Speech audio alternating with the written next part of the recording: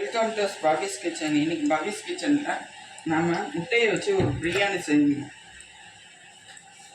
வாங்க எப்படி செய்யலான்னு பார்ப்போம். அதுக்கு சின்னதாக ஒரு பீஸ் பிரியாணி இலை பே லீஃப், அது 2 துண்டு கிராம்பு, ஒரு துண்டு பட்டை, கொஞ்சோண்டு பெருஞ்சீரகம், 1/2 ஸ்பூன் பெருஞ்சீரகம். பொரிஞ்சோடனே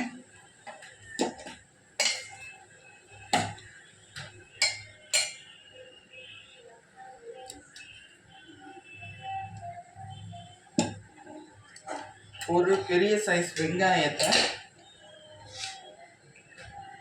நீல வாக்கா வெட்டி வச்சுருக்கேன், அதை சேர்க்கலாம். அது நல்லா நெய்யில் இல்லை எண்ணெயில் கூட செய்யலாம். நல்லா வதங்கினோட புதுசா மீடியம் சைஸ் தக்காளியும் வெட்டி வச்சுருக்கேன், அதையும் சேர்த்துடலாம். இப்போ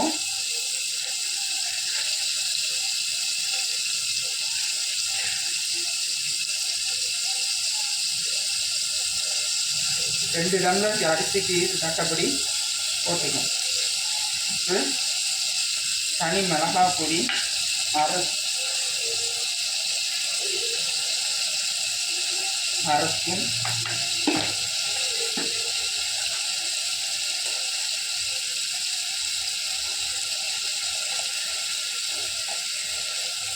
மூணு ஸ்பூன் தனியா பொடி, தேவைப்பட்டால் மட்டும் ஒரு கரம் மசாலா,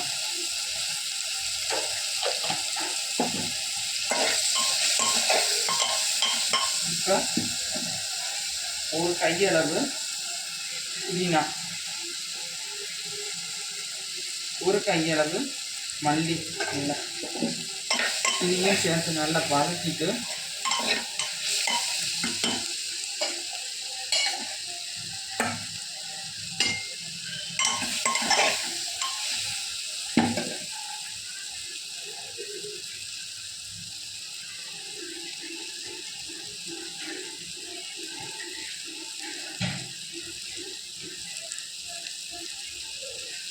இப்போ தண்ணி ஊற்றிடலாம்.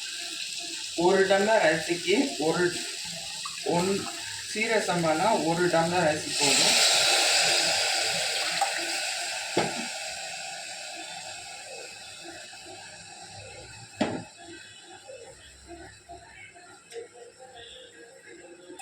நான் 2 டம்ளர் தண்ணிக்கு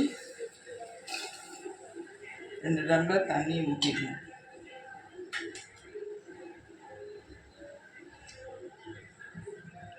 கூட நல்லா ஊற்றிக்கோங்க, குழைவா வேணும்னா.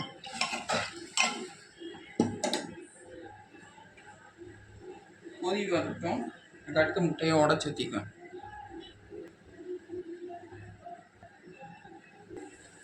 கொதிச்சிருச்சு. இந்த ஸ்டேஜில் நம்ம முட்டையை உடச்சி ஊற்றிடலாம். கிண்டக்கூடாது, அப்படியே முட்டையை உடச்சி ஊற்றணும். சிம்மில் பயமாக இருந்தால் போட்டுக்கோங்க.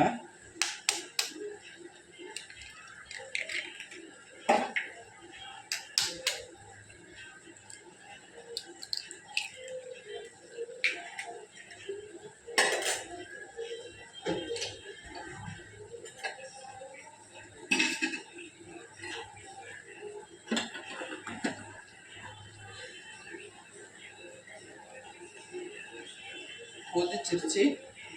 இப்போ அரிசி போட்டுடலாம். மெதுவாக போடணும், கிண்டிடாதீங்க.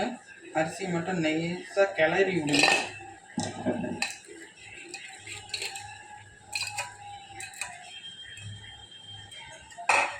கிளறி விட்டுட்டு லைட்டாக மேட்டாப்பில் கிளறி மட்டும் விடுங்க, கிண்டிடாதீங்க. கிண்டா முட்டை உடஞ்சிடும். மூடிடலாம்.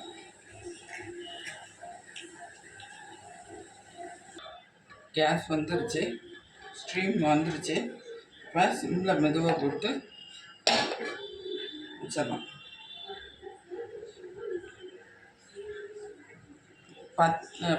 8 நிமிஷம் வச்சா போதும். அதுக்கு மேலே வச்சிங்கன்னா முட்டை குழஞ்சிரும், சாதத்தோடு சேர்ந்துடும். பிரியாணி மாதிரி இருக்காது, முட்டை சாதம் மாதிரி இருக்கும். அதனால் கேர்ஃபுல்லாக இருங்க. ஆஃப் பண்ணிடலாம், டைம் ஆயிடுச்சு.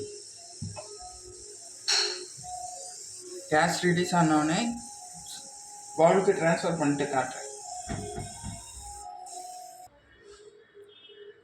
முட்டை பிரியாணி ரெடி. மறக்காமல் லைக் பண்ணுங்கள், சப்ஸ்கிரைப் பண்ண மறந்துடாதீங்க, கமெண்ட் பண்ணியும் மறந்துடாதீங்க. Bye friends.